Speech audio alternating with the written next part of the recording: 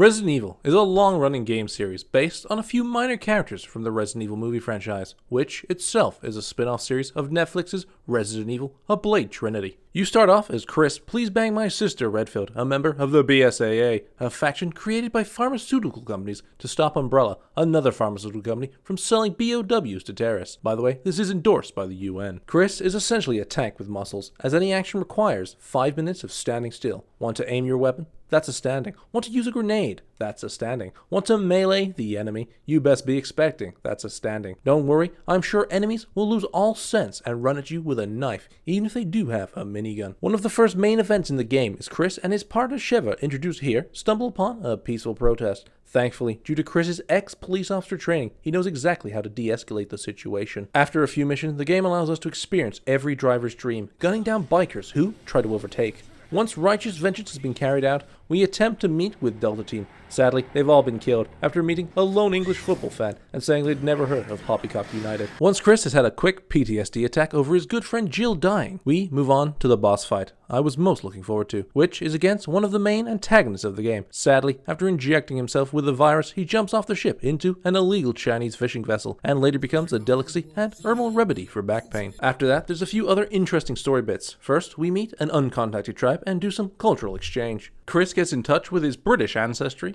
We save our previously dead friend Jill, who is so thankful to Sheva, she goes on to blackfaces her and Dead by Daylight. After that, we meet the perfect being, which also turns out to be a bunch of tentacles, confirming this game was made by the Japanese. Also, it turns out the company that looks like a copy-pasted Umbrella logo is in fact Umbrella. Who could have possibly guessed that? Other than that, the game is not that interesting. It really falls flat in a lot of places. Either way, if you want to play the game, I recommend playing with a friend, because even the lowest tier mouth breather is better than the AI, who exists primarily to drain your ammo and die in positions you can't get to. Overall though, I'm not sure I can fully recommend it. Either way, I give it a Resident Evil 5 out of a Resident Evil 4. If you liked the video, please like and subscribe. If you didn't like the video, like and subscribe anyway, and leave a mean comment below. Anyway, I've got a spare copy of Hell Let Loose, so I'm giving it away. If you want to win, just leave a comment below, and I'll draw this Friday. Whoever wins the draw, I'll just respond to them by comments. Anyway, here's a preview of what the next video is on. Is that wise, Captain?